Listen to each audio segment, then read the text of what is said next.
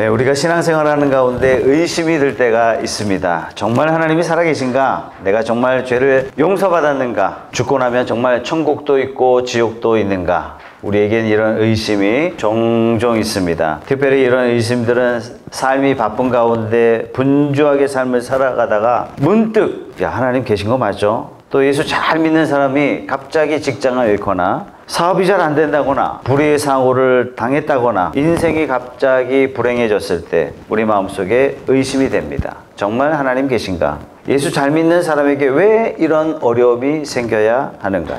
내가 믿는 것이 정말 사실인가? 어떤 분은 장례를 치르고 돌아오는 길에 야, 이분이 정말 천국 가셨나? 지옥이라는 게 정말 있나? 이런 질문을 하시더라고요. 여러분, 이런 의심은 우리가 신앙생활 하면서 당연히 있을 수 있는 일입니다. 이런 의심 때문에 염려할 필요가 없습니다. 이런 의심은 너무나 당연합니다. 이런 의심이 없다면 믿음이 귀한 것일 수 있겠습니까? 이런 의심이 있기 때문에 그래서 믿음이 소중한 것이고 그래서 믿음이 귀한 것입니다.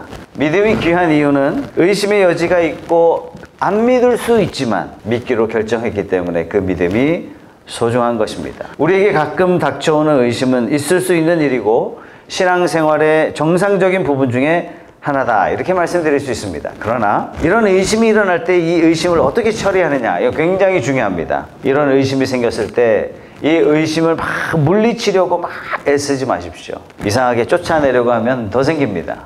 마치 용수철을 꾹 누르면 눌렀다가 탁 피면 더 크게 튀어 올라오는 것처럼 의심이라는 것도 자꾸 지우려고 애쓰면 애쓸수록 의심은 더욱더 증폭되는 특징을 가지고 있습니다. 의심을 쫓아내려 하지 마시고, 그러면 어떻게 이 의심을 처리할 것이냐? 내가 믿는 믿음의 근거를 찾아보는 것이 정말 중요합니다. 여러분이 믿고 제가 믿고 있는 이것은 다 근거가 있고 이유가 있습니다. 내가 왜 믿기로 했느냐? 믿음의 근거가 무엇이냐? 그 근거로 돌아가서 그 기초를 다시 확고히 세우는 게 중요합니다. 이것이 의심과 싸울 수 있는 가장 확실한 방법이라는 거예요. 자, 오늘 31절부터 39절까지 쭉 읽어보면 아주 핵심적으로 예수님께서 우리가 믿을 수밖에 없는 네 가지 증언, 믿음의 확실한 네 가지 근거를 우리에게 제시해주고 계십니다. 다시 말해서 우리의 믿음은 환상이 아니에요. 우리의 믿음은 착각이 아닙니다. 우리의 믿음은 뭐 이단들이 하는 그런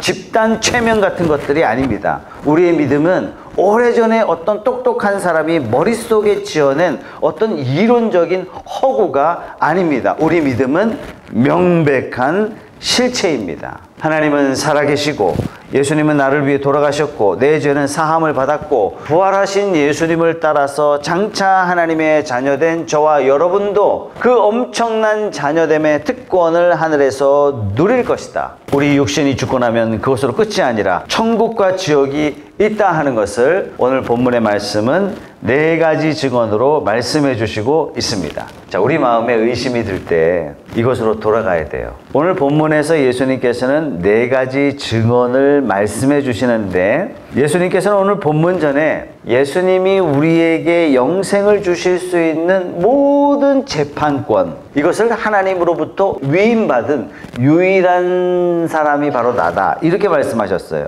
천국에 보낼 수 있는 특권도 예수님이 가지셨고 이 사람을 지옥에 보낼 수 있는 특권도 예수님이 가지셨는데 그것이 바로 나다. 이때 당시 유대인의 시각으로 봤을 때 굉장히 황당한 이야기죠. 벼랑간에 30살 젊은 청년이 나타나서 뭐 외모로 봤을 때 별로 대단해 보이지 않는 그런 평범한 청년이 내가 너희에게 영생을 줄 수 있고 너희가 하나님 앞에 섰을 때 심판하는 사람이 바로 나다, 이렇게 말하셨으니까 이 말이 도대체 믿어나 지겠습니까? 그래서 예수님께서도 그걸 이해하시고 이렇게 말씀하셨어요. 31절 말씀에 내가 내 자신을 위하여 증언한다면 내 증언은 참되지 못하다. 내가 영생을 줄 수 있는 권리를 하나님으로부터 받았다. 내가 아무리 이야기해도 여러분들이 믿지 않을 권리가 있다. 안 믿어도 그건 타당하다. 이런 말씀인 거예요. 그러나 내가 영생을 줄 수 있는 자요 하나님으로부터 모든 것을 심판할 수 있는 권리를 가졌다는 것이 내 말만이 아니고 또 있다. 근거가 또 있다. 그러시면서 33절 말씀에 너희가 요한에게 사람을 보냈을 때에 그는 이 진리를 증언하였다. 자, 하나님께서 이스라엘에게 예언자를 보내시다가 구약의 말라기를 끝으로 400년 동안 더 이상 예언자를 보내지 않으셨어요. 그리고 400년이 지난 다음에 나타난 예언자가 세례 요한이에요. 이 세례 요한은 인간적인 눈으로 봤을 때 한 번에 딱 봐도 이 사람은 범상치 않은 분이었어요. 누가 봐도 하나님이 보내신 사람이다, 여러 가지 자격을 갖춘 하나님의 사람이다 하는 것을 대번에 알 수 있었어요. 집이 없었어요. 집에서 살지 않고 광야에서 살았어요. 밥도 생식했습니다. 메뚜기 잡아먹고 꿀 채취해 먹고, 옷도 이때 당시에 이미 낙타 털옷을 입고 다니셨어요. 말할 때는 왕과 고관 대작들에게 전혀 두려워하지 않고 당대히 복음을 선포했어요. 불같은 예언자였어요. 그래서 사람들이 세례 요한을 예언자라 이거 인정하지 않을 수가 없었습니다. 더러는 어떤 사람들 중에 세례 요한을 뭐라 그랬냐면 이분이 혹시 메시아인가 이렇게까지 생각했습니다. 그런데 성경을 가만히 읽어보면 예언자로 인정받은 세례 요한의 메시지의 핵심이 뭐죠? 세례 요한은 뭐 대충 얼버무리거나, 여러분 잠깐만 내가 한번 생각 좀 해보고 이야기할게요, 이런 적이 단 한 번도 없었습니다. 얼렁뚱땅 자기의 사명을 이야기한 적도 없었습니다. 이 사람이 이 땅에 온 목적을 명백하게 밝혔어요. 내가 이 땅에 온 목적은 메시아의 길을 닦기 위해서 왔다. 주님의 길을 예비하러 왔다. 구세주의 길을 준비하러 왔다. 그리고 예수님을 만났을 때 예수님을 가리키면서 이분이야말로 바로 우리가 기다려왔던 바로 그분이시다. 세상 죄를 지신 하나님의 어린 양이시다. 그러니까 세례 요한은요, 이스라엘 모든 백성으로부터 인정받는 사람이었는데 이 사람이 바로 예수님에 관하여 증언했습니다. 자, 오늘 본문은 바로 예수님께서 이것을 말씀하신 거예요. 내가 하나님의 아들이다, 나 혼자 이런 말을 한다면 너희가 믿지 않아도 그거 괜찮다, 그럴 수도 있다. 그러나 너희들이 예언자라고 다 인정하는 그 사람 세례 요한이 나에 대해서 증언하고 있지 않느냐. 우리가 가진 믿음이 착각이 아니다 하는 것은 첫 번째 증인 세례 요한이 있다는 얘기예요. 자, 우리는 그 뒤로부터 2000년 뒤의 사람이잖아요. 세례 요한을 직접 만나지 못했습니다. 그럼에도 불구하고 우리 주변에 하나님을 경험한 많은 사람들이 있습니다. 우리 주위 사람들 한번 보세요. 얼마나 많은 분들이 예수님을 만나 삶이 변화되었습니까? 아버지 장례식에서도 눈물을 흘리지 않던 강팍한 사람이 예수님을 만나고 찬송만 부르면 눈물을 흘려요. 세상에 나밖에 없다고 이 교만한 사람이, 늘 남 탓하던 사람이 회개하기 시작합니다. 다 제 탓입니다. 죄가 끊어지지 않던 사람들이 죄를 끌어내고 의로운 일에 동참하기 시작해요. 여러분, 하나님이 계시지 않다면 어떻게 이런 증인들이 생길 수 있겠습니까? 변화된 생활, 하나님을 만난 사람들의 변화가 우리가 가진 믿음에 명백한 근거가 있다는 증거요, 믿음이 실체다 하는 우리에게 가르쳐주는 확실한 증거가 아닐 수가 없습니다. 예수님은 내가 바로 영생을 줄 수 있는 권리를 가졌다. 심판의 권세가 내게 있다. 예수님 혼자 이야기하신 것이 아니라 너희들이 그토록 존경하던 바로 그 세례 요한이 나에 대해서 그렇게 증언했다. 이렇게 말씀해 주시고 있는 겁니다. 그러나 동시에 사람이 증언한다고 해서 그거 다 믿을 수 있는 건 아니잖아요. 그죠? 그래서 34절 말씀에 이렇게 말씀합니다. 내가 이 말을 하는 것은 내가 사람의 증언이 필요해서가 아니다. 그것은 다만 너희로 하여금 구원을 얻게 하려는 것이다. 내가 세례 요한의 증언 때문에 내가 하나님의 아들이다 하는 것이 증명되는 것은 아니지만, 이렇게 말씀하시는 거예요. 우리가 만약에 사람의 간증으로만 믿는다면 우리의 믿음의 기초는 언제든지 흔들릴 수 있죠. 왜냐? 다른 종교도요 간증들 많아요. 다른 사상을 가진 사람들도 간증이 많아요. 나름 평안하게 삽니다. 나름 삶의 변화를 다 누리면서 살고 있어요. 우리가 사람의 증거만 가지고 말한다면 근거가 약하겠죠. 그러나 두 번째 증거가 있어요. 그것은 그리스도가 행하신 일들입니다. 36절입니다. 다 같이 한번 읽어볼게요. 그러나 나에게는 요한의 증언보다 더 큰 증언이 있다. 완성하라고 주신 일들, 곧 내가 지금 하고 있는 바로 그 일들이 아버지께서 나를 보내셨다는 것을 증언하여 준다. 무엇이 두 번째 증언이냐면 그리스도께서 이루어 주신 일들이 바로 증언이란 얘기예요. 지금 이 말씀을 하시기 바로 전에 어떤 일이 있었냐면 38년 동안 꼼짝없이 누워 있어야 했던 사람을 주님께서 고치셨어요. 그러시면서 야, 이게 사람의 힘으로 될 일이냐, 이렇게 반문해 주시는 거예요. 하나님께서 일하시지 않는데 어떻게 38년 된 병자가 아무렇지도 않게 일어나서 아무렇지도 않게 어제 멀쩡히 생활했던 사람처럼 생활할 수 있느냐. 여러분, 이런 표현은요, 예수님께서 자주 표현하셨어요. 나를 믿지 않더라도 괜찮다. 그러나 내가 지금 여기서 행하는 일들을 보고서라도 너희들은 하나님이 계심을 믿어야 된다. 예수님 자주 하신 말씀이에요. 요한복음 10장 38절입니다. 그러나 내가 그 일을 하고 있으면, 시작, 나를 믿지는 아니할지라도 그 일은 믿어라. 그리하면 너희는 아버지께서 내 안에 계시고 또 내가 아버지 안에 있다는 것을 깨달아 알게 될 것이다. 38년 된 병자를 고치신 사건은 예수님의 다른 사역에 비교한다면 이건 아무것도 아니거든요. 예수님께서 내가 지금 하고 있는 이 일들을 봐라, 이렇게 말씀하시는 거예요. 이것은 바로 하나님께서 나를 보내셨다는 증거가 아니고 뭐겠느냐. 하나님께서 일하심의 두 번째 증거로 하나님이 지금 일하시는 기적들을 보고 판단해라. 우리도 마찬가지죠. 내가 믿는 믿음이 근거 있는 믿음이요, 내가 믿는 믿음이 착각이 아니고 실체라는 것을 우리는 뭘 통해서 알 수 있어요? 하나님이 지금 일하시고 계신 거예요. 지금도 하나님의 일하심이 예수 믿는 자들을 통해서 일어나고 있습니다. 우리 푸른숲교회 성도님 중에 아주 큰 질병 가운데 치료함을 받은 성도분이 계십니다. 하나님의 능력을 체험한 분들이 계세요. 이걸 믿지 않으려고 해서 그렇지 2000년 전에 역사하신 하나님의 능력은 지금도 우리 가운데 역사하시고 친히 다스려 주시는 줄 믿으시기 바랍니다. 아직 복음이 없는 미개 지역 이런 곳에는 성경 공부할 시간이 없거든요. 믿기만 하면 역사가 일어납니다. 귀신들이 떠나가고요, 병들이 치유가 되고, 손만 대면 역사가 일어나요. 그런 차원에서 빨리 여러분들하고 선교여행을 한번 가봐야 되겠어요.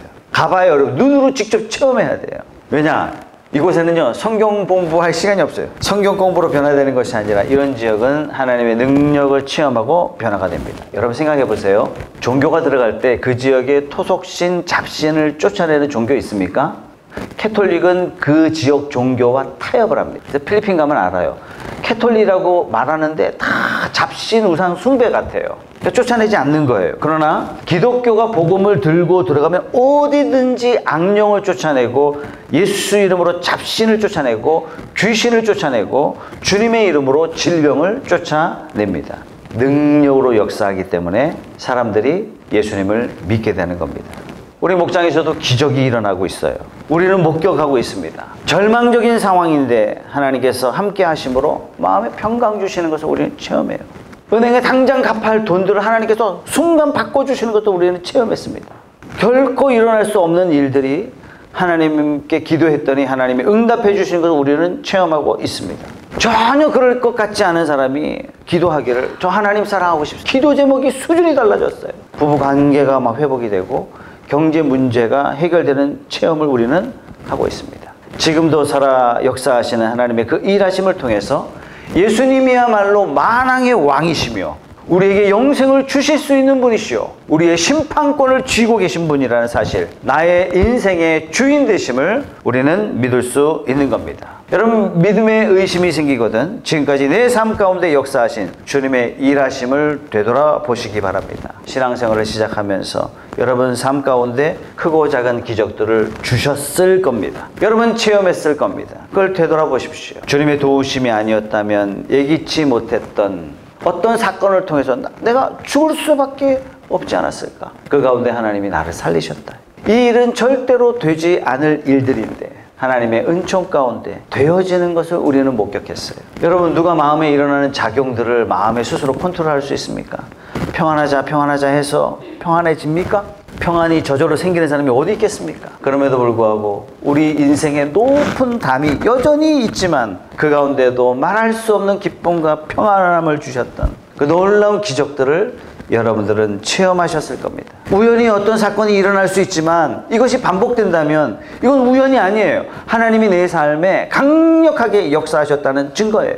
기적이 반복되는데도 야, 이거 우연히 일어난 거 아니야? 이렇게 생각한다면 그 사람은 하나님의 역사를 체험하고도 하나님의 일하심을 거부하는 사람이 되고 맙니다. 이런 일들이 반복될 때마다 하나님 살아계시구나. 하나님 정말 나를 사랑하시는구나. 하나님께서 아들 예수를 나를 대신해서 죽게 하셨고 나를 자녀 삼아 주셨고 나를 믿음의 사람으로 하나님께서 세워주셨구나. 이걸 믿음으로 받는 사람만이 진정 믿음의 사람이 되는 것입니다. 사랑하는 여러분, 믿음의 의심이 생길 때 여러분에게 행해 주신 일들을 되새겨서 더욱 견고하고 굳건한 믿음 위에 서는 저와 여러분들이 다 되시길 주님의 이름으로 축복합니다. 어떻게 나의 기도를 들어주셨는지, 그때 절망적인 상황에서 어떻게 나를 건져주셨는지, 위기 가운데 있었지만 하나님께서 이 위기를 어떻게 축복으로 바꾸어 주셨는지, 이런 일들이 한두 번이 아니었지 하면서 하나님께서 내 삶 가운데 여전히 역사하시고 나를 여전히 도와주시고 되지 않던 일들을 되게 만들어 주시고 기도할 때 응답해 주시고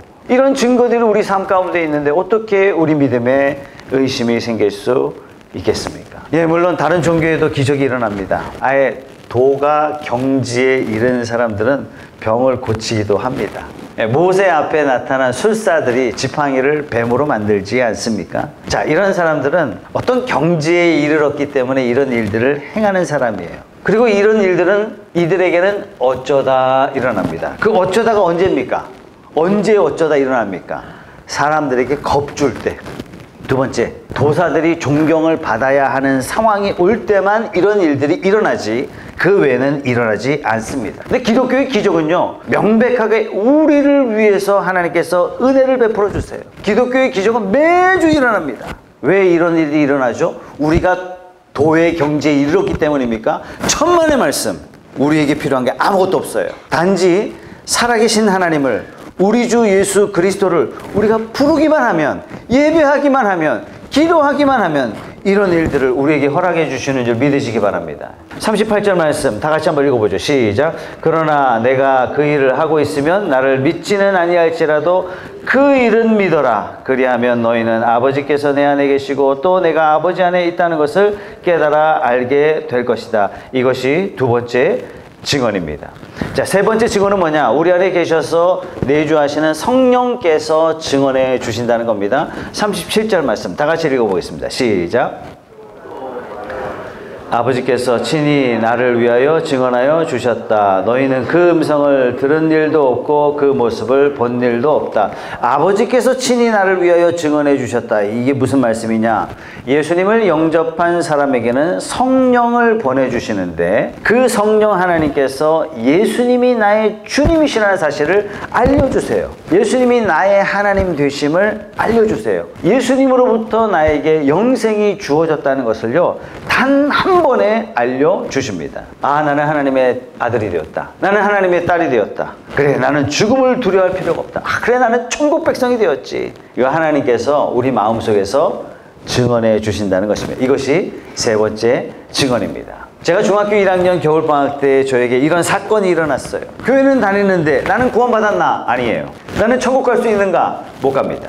여전히 교회는 재밌는데 교회 가야 탁구 칠 수 있어요. 저 때는 남녀공학이 거의 없었기 때문에 교회 가야 여학생을 구경할 수 있었습니다. 성탄절 주간에 부흥회 때 말씀을 듣다가 거부할 수 없는 하나님의 음성을 들었습니다. 너는 내 아들이다. 너는 내 아들이다. 예수님께서 제 마음의 문을 두드려 주셨어요. 영접한 다음에 기도만 하면 응답해 주시고, 기도하면 응답해 주시고, 기도하면 응답하시고, 밤에 기도하면 아침에 응답되어 있는 제 삶의 변화를 성령께서는 제게 체험시켜 주셨습니다. 내가 구원받은 백성인가? 내가 과연 하나님의 백성인가? 심각한 의심이 들 때, 그때가 언제냐? 놀랍게도요, 주님 뜻대로 한번 열심히 살아보려고 노력할 때입니다. 제대로 내가 주님 뜻대로 한번 살아봐야지. 근데 뜻대로 살아봐야지 결단하는 순간 안 돼요. 말씀대로 살아보려고 하는 그런 강한 마음이 드는데 안 돼요. 안 되면 낙심이 되고 실패하는 마음을 갖게 되고 그때 깊은 의심을 갖게 됩니다. 하나님 살아계신가? 내가 하나님의 사랑받는 백성 맞나? 이런 생각을 해요. 내가 신앙생활을 한 지 오래됐고 마음껏 신앙생활을 할 수 있는 그런 가정 환경도 만들어졌고 일터 환경도 충분한데 이 정도면 됐다 싶은데 이런 마음이 들죠. 이 못된 성질 이게 이제 고쳐져야 되는데 이 성품이 변화돼야 되는데 여전히 사람들 만나 좋은데 관계를 무너뜨리는 게 뭐냐면 알고 보니까 내 마음속 깊이 감춰져 있던 이기심이에요. 이게 극복돼야 되는데 여전히 변화되지 못한 내 모습을 보고 가끔 생각해요. 내가 정말 구원받은 백성인가? 하나님 정말 살아계신가? 이런 의심들이요 내 마음 깊숙이 파고듭니다. 이런 문제를 가지고 하나님 앞에 기도할 때 한쪽 귀에는 네가 뭐라고? 야 그따위로 해가지고 네가 뭐 성도라고 할 수 있겠어? 그러나 기도하면 기도할수록 세미한 음성 가운데 하나님께서 권면의 말씀을 주세요. 여전히 너는 내 아들이다. 그래 부족한 게 많다는 거 안다. 그건 부족한 게 아니라 성장할 부분이 많다는 뜻이란다. 네가 부족함을 느끼면 느낄수록 주님을 의지하고 자라가야 할 부분이다. 누구보다도 너는 더 나를 의지할 사람이다. 하나님께서 우리 마음에 계시면서 하나님께서 이런 확신을 우리에게 주십니다. 너는 내 아들이다. 여전히 너는 내 딸이다. 여전히 내가 너를 사랑한다. 너의 아픔을 내가 이해한다. 네가 얼마나 이것 때문에 분투하는지 내가 알고 있다. 이 모든 어려움을 기쁨으로 바꿔주겠다. 주님께서 우리에게 이런 음성을 들려주시는 거예요. 이것이 여러분 세 번째 증인입니다. 로마서 8장 16절 말씀 다 같이 한번 읽어보겠습니다. 시작. 바로 그때에 성령이 우리의 영과 함께 우리가 하나님의 자녀임을 증언하십니다. 우리가 의심 가운데 있을 때 마귀는 더 큰 의심을 심어줘요. 그따위로 해서 되겠어. 하나님에 대한 불신앙을 심어줍니다. 그러나 여러분이 예수님을 영접하여 예수님을 주님으로 모신 자라면 성령께서 들려주시는 세미한 음성을 들으실 거예요. 내가 너를 얼마나 사랑하는 줄 아니? 걱정하지 마. 네가 지금 죄와 싸우고 있는 거 내가 다 알고 있고 내가 너무 기뻐한다. 스스로 부족하다고 자책하지 마라. 내가 너를 성숙의 단계에 이르도록 인도하겠다. 우리는 이런 주님의 음성에 귀를 기울여야 됩니다. 성령께서는 이것을 약속하셨고 우리 안에서 일하시고 계십니다. 하나님이 주시는 음성에 귀를 기울이십시오. 우리 안에 내주하시는 성령님, 이것이 바로 세 번째 증언이 되는 것입니다. 네 번째 증언이 뭐냐? 주님께서 말씀해 주신 것 중에 가장 중요한 겁니다.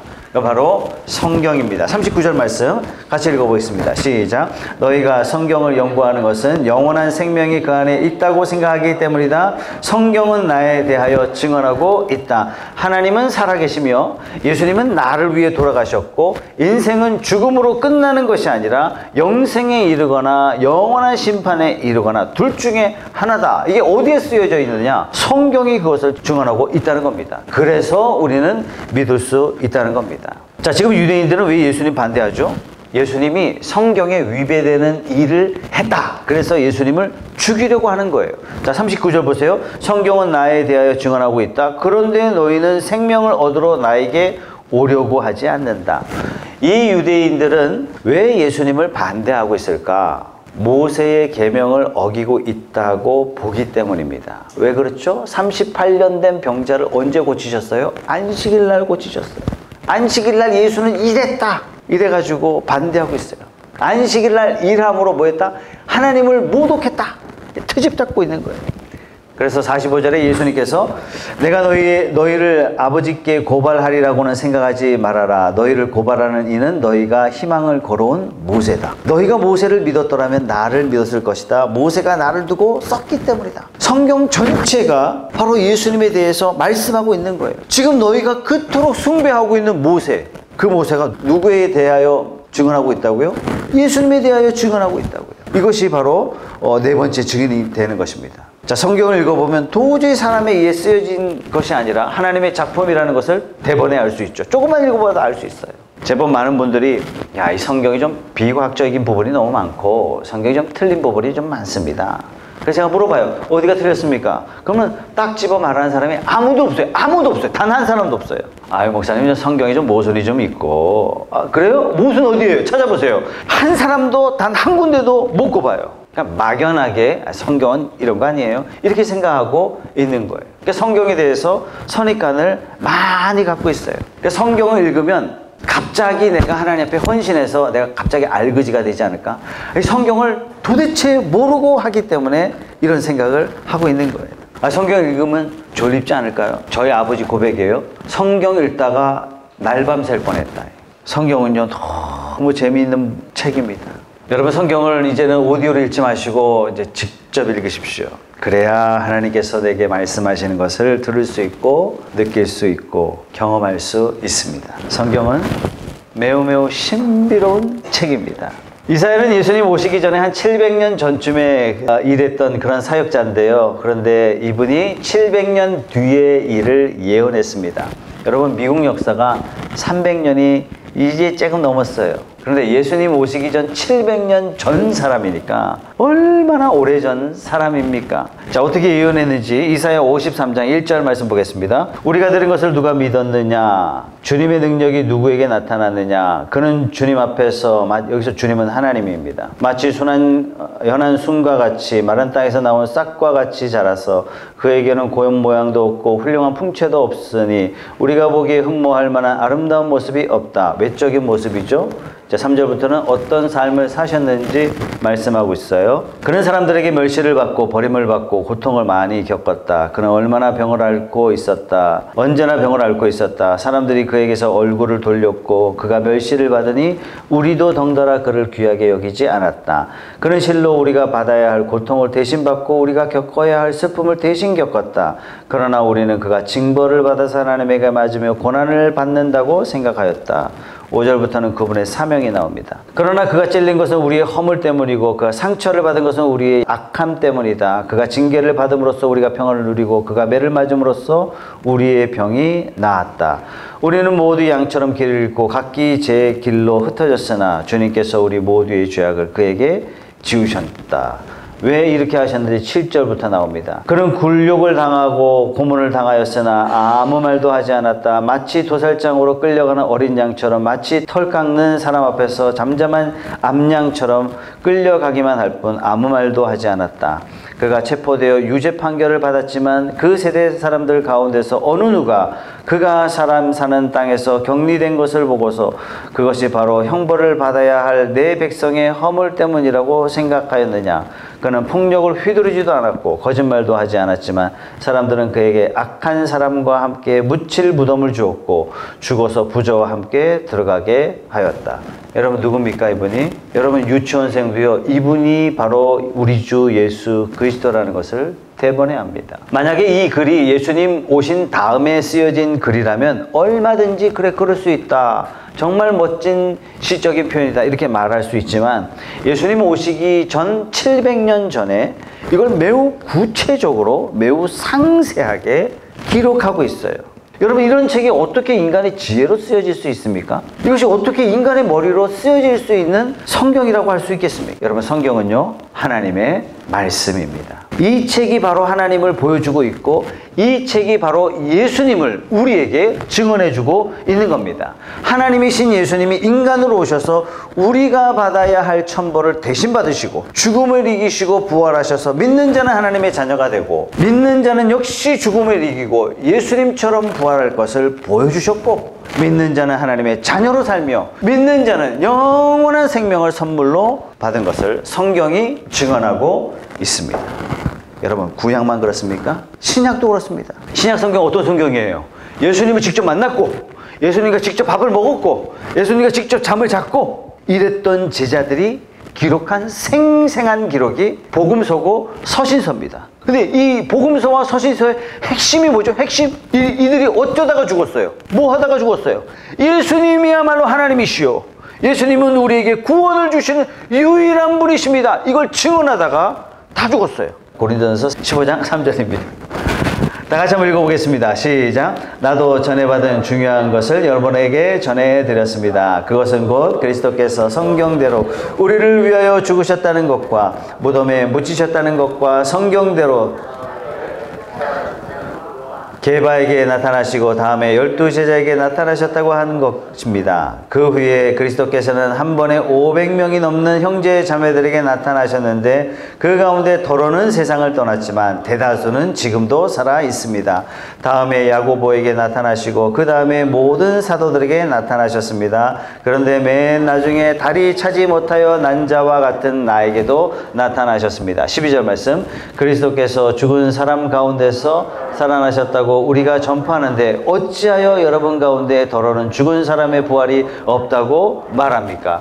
죽으면 끝이 아니라 부활이 있음을 예수님의 부활을 본 자들이 증언하고 있습니다. 예수님이 부활하셨다면 자녀된 저와 여러분도 부활하여 영생에 이를 것을 성경이 또한 증언하고 있는 겁니다. 그래서 17절 19절 말씀은 그리스도께서 살아나지 않으셨다면 여러분의 믿음은 헛된 것이 되고 여러분은 아직도 죄 가운데 있을 것입니다. 그리스도 안에서 우리가 바라는 것이 이 세상에만 해당되는 것이라면 우리는 모든 사람들 가운데 가장 불쌍한 사람일 것입니다. 예수님을 보았고 예수님의 음성을 들었고 예수님과 삶을 같이 했던 자들이 기록하여 그대로 남아있지 않습니까? 예수님은 하나님의 아들로서 인간으로 오셨고 우리를 대신해서 십자가 지셨고 부활하셨고 지금도 우리와 함께 하십니다. 여러분, 이것이 증언이에요. 여러분, 계속 설교 때마다 주님이 부활하셔서 우리 마음 문을 두드리시고 들어오셔서 뭐 하신다고요? 나와 생활을 같이 한다고요. 근데 왜 어려운 일 만났을 때 염려하고 주저앉아 계십니까? 기도하면 되는데. 그 누구도 우리 믿음을 흔들 수 없는 수많은 증언들을 우리에게 주셨습니다. 성도 여러분, 마음에 의심이 들거든 누군가를 찾아가지 마세요. 그냥 성경 쭉 펼치세요. 성경 공부하시고 성경 읽으시고 성경을 배울 수 있는 기회를 접하시고 성경을 통해서 말씀해 주신 하나님의 말씀에 귀를 기울이시고 성경을 통해서 말씀하시는 예수님과 생활을 같이 했던 산 증인들의 말에 귀를 기울이시기 바랍니다. 사랑하는 성도 여러분, 저와 여러분이 믿는 믿음은 허상을 믿어주는 그런 이상한 믿음이 아닙니다. 죽은 믿음이 아닙니다. 살아있는 생생한 믿음입니다. 예수님께서는 하나님의 아들로서 우리 죽음을 대신하기 위해 이 땅에 오셨고 우리 죄를 대신해서 죽으셨고 부활의 첫 열매로 부활하셨습니다. 우리가 예수님을 영접하면 하나님의 아들이 되고 하나님의 딸이 됩니다. 하나님의 자녀가 된 자에게는 엄청난 특권을 주세요. 우리가 주님의 이름으로 기도할 때 2000년 전에 베풀어 주셨던 그 기적들을 우리에게 그대로 베풀어 주십니다. 우리 인생은 육신의 죽음으로 끝나는 것이 아닙니다. 진짜 인생은 죽은 다음부터 시작됩니다. 우리가 사는 이 세상은 나그네 같은 삶이에요. 우리의 진짜 삶은 저 하늘에 있습니다. 이 땅의 삶은 그 진짜 삶을 준비하는 삶에 불과한 것이에요. 이것이 바로 성경이 우리에게 증언하는 것이고 우리 안에 있는 성령께서 우리에게 말씀해 주시고 생생한 믿음의 동지들이 우리에게 삶을 통해서 증언해 주고 있고 삶 속에서 체험되는 하나님의 능력을 통해서 우리가 증언을 받고 있는 것입니다. 성도 여러분, 튼튼한 견고한 믿음 위에 서시기 바랍니다. 믿음에 의심이 들 때 걱정할 것 없습니다. 그 의심 자체 때문에 두려워하거나 스스로를 자책할 필요도 없습니다. 아유, 이런 믿음 가지고 되겠나? 아니요. 이런 의심이 들 때 천국에 정말 하나님이 살아계신가? 천국이나 있나? 이런 의심이 들 때 이 증언들을 통해서 견고한 믿음 위에 서시고 삶 가운데 감사와 기쁨이 넘치는 저와 여러분 되시길 주님의 이름으로 축복합니다. 근데 이런 분명한 증언들이 있는데 왜 예수님 시대 사람들은 믿지 않았을까요? 그렇지 않습니까? 이 사람들은 세례 요한의 증언을 직접 들었잖아요. 예수님의 기적들을 직접 목격했잖아요. 근데 이들은 왜 안 믿었을까요? 이들은 성경을 알기를 우리보다 더 알아요. 이들은 모세오경을 달달달달 외웠단 말이죠. 누구보다도 성경을 많이 알았던 사람인데 왜 이들은 예수를 믿지 않았을까? 거기에 대해서 예수님이 이렇게 말씀하십니다. 43절 말씀. 내가 내 아버지의 이름으로 왔는데 너희는 나를 영접하지 않는다. 그러나 다른 이가 자기 이름으로 오면 너희는 그를 영접할 것이다. 너희는 서로 영광을 주고받으면서 오직 한 분이신 하나님께서 주시는 영광은 구하지 않으니 어떻게 믿을 수 있겠느냐. 이들이 예수를 믿지 못하는 이유가 뭐냐? 하나님의 영광이 아니라 자기의 영광이에요. 하나님을 위해 살지 않고 자기를 위해 살아요. 하나님의 칭찬이 아니라 사람의 칭찬을 기대하며 살아요. 여러분, 이 사람들은요, 칭찬받을 만한 삶을 살았어요. 특별히 예수님을 반대했던 유대인들은 사람의 눈으로 봤을 때는 거룩한 신앙인이었어요. 사람들이 인정할 만한 것들을 다 가지고 있었어요. 성경도 많이 알고 있었고 성경대로 살려고 애쓰고 있었고 사람들로부터 인정도 받았습니다. 자기들도 자기 스스로를 봤을 때 성경대로 못 사는 인간들을 보고 어떻게 했냐면 개 취급했어요. 단죄를 했어요. 전 인간도 아니야! 이렇게 했단 말이에요. 그런데 아무것도 없어 보이는 젊은 청년 30살의 예수라는 사람이 벼랑간에 나타나더니 하나님의 영광 그러는 거예요. 이걸 받아들이려니까 보통 자존심이 상하는 게 아니거든요. 사람들이 믿지 못하는 이유는 하나님의 영광을 추구하지 않고 서로의 영광을 추구하기 때문에 그렇습니다. 오늘날도 마찬가지입니다. 예수를 믿는다는 것은 뭔가 좀 자존심 상해하는 사람이 있어요. 믿으려면 내 주먹을 믿지. 믿으려면 내 통장을 믿지. 권력도 없는 주제에 학연 지연도 없는 주제에 돈도 없고 백도 없는 나약한 인간들이나 믿는 기독교. 그래서 많은 분들이 불교에 심취해요. 불교는 매력적입니다. 불교는 뭐라 그래요? 온 우주가 네 안에 있다. 너도 조금만 더 하면 불자가 될 수 있다. 천상천하 유아독존. 인간의 에고를 높여줘요. 인간을 마음껏 높여줘요. 여러분 모든 종교들이 다 그렇습니다. 그러나 주님 앞에 나오면 주님은 뭐라 그래요? 너는 죄인이야. 자존심 상해 죽겠거든요. 내가 아무리 노력해도 주님으로부터 인정받는 삶을 살 수 없다. 이게 성경 내용이거든요. 얼마나 자존심 상해요. 그리고 성경 끊임없이 인간은 전적으로 무능하다. 아무 조건 없이 주님이 주시는 은혜 받고 살아라. 기분 나쁜 일이에요 이거는. 특히 자수성가한 사람들은 기브 앤 테이크가 분명하거든요. 신세 안 지고 거저받는 것 이거 부담으로 느껴요. 공수표로 느낍니다. 그래서 예수 믿는다는 것은 좀 자존심이 상하고 뭔가 나를 쓸모없는 사람으로 취급하는 것 같고 지금까지 내가 쌓아온 모든 것들이 다 무시받는 것 같다. 이런 점에 있어서 기독교는 좀 부담된다. 결론적으로 기독교는요 사람의 영광 따위에는 신경도 안 씁니다. 그래서 많은 사람들이 기독교를 믿지 못합니다. 믿음이 자라지 못하는 이유가 바로 여기 있죠. 우리가 정말 예수님을 믿기 위해서는 성숙한 믿음으로 가기 위해서는 결정해야 됩니다. 내가 사람들 눈앞에서 살 것이냐 아니면 하나님 눈으로 볼 때 성공한 사람이 될 것이냐 우리 결정해야 돼요. 오랜 기간 신앙생활을 했는데도 불구하고 믿음이 자라지 못하는 경우가 돈이 없어서 믿지 못하는 경우보다 돈이 많아서 제대로 믿지 못하는 경우가 너무나 많습니다. 여러분 왜 그토록 돈 벌려고 하죠? 왜냐? 돈이 성공의 척도기 때문에 그렇습니다. 야, 이 사람 성공했다. 여기 인정하는 척도가 뭐죠? 두 가지예요. 돈 아니면 학위예요. 돈으로 무엇을 사느냐 이것보다도 돈 자체가 주는 성취감이 있고 내 인생을 얼마나 잘 살고 있느냐 이 척도가 뭐냐면 돈이기 때문에 그렇습니다. 그래서 많은 사람들이 하나님 앞에 성공한 삶을 살기보다도 세상 사람들 앞에 성공한 삶이 되고 싶은 마음이 있어요. 그렇기 때문에 하나님 제대로 못 믿습니다. 그렇기 때문에 믿음이 자라지 않아요. 믿는 척 할 수 있지만 믿음이 자라지 못해요. 왜요? 하나님 앞에 성공한 사람이 되려면 희생이 있어야 돼요. 헌신이 있어야 돼요. 섬김이 있어야 돼요. 사랑하는 성도 여러분, 결정하십시오. 믿음이 자라기 위해서는 결정하셔야 됩니다. 제가 서울의 은평교회 처음 사역을 시작할 때 본목사로 있을 때 우리 안수 집사님인데요. 돈 버는데 능력이 있다는 거 제가 그분을 통해서 처음 알았어요. 돈 벌려면 이 사람처럼 벌어야 돼요. 이 사람처럼 돈 잘 버는 사람도 없다. 사무실 갔는데 사무실 쬐끔해요. 삼성동 무역센터에 쬐끔한 제일 쬐끔한 사무실. 자기 책상 하나, 그 다음에 함께 행정하는 자매 책상 하나, 그 다음에 소파 4좌석 딱 끝. 아무것도 없어요. 이 정도로 돈을 많이 벌면 사무실도 좀 크게 하고 좀 사람들 보기에 그래야 되지 않냐. 그랬더니 이분이 이런 얘기를 해요. 목사님 사무실이 커지면 커질수록 부정한 돈이 많이 들어가야 됩니다. 이분은 마음의 소원이 뭐냐면 돈을 많이 번다. 이게 아니라 하나님 앞에 정직하게 살고 싶습니다. 하나님 눈에 성공한 삶을 사시겠습니까? 사람 눈에 성공한 삶을 사시겠습니까?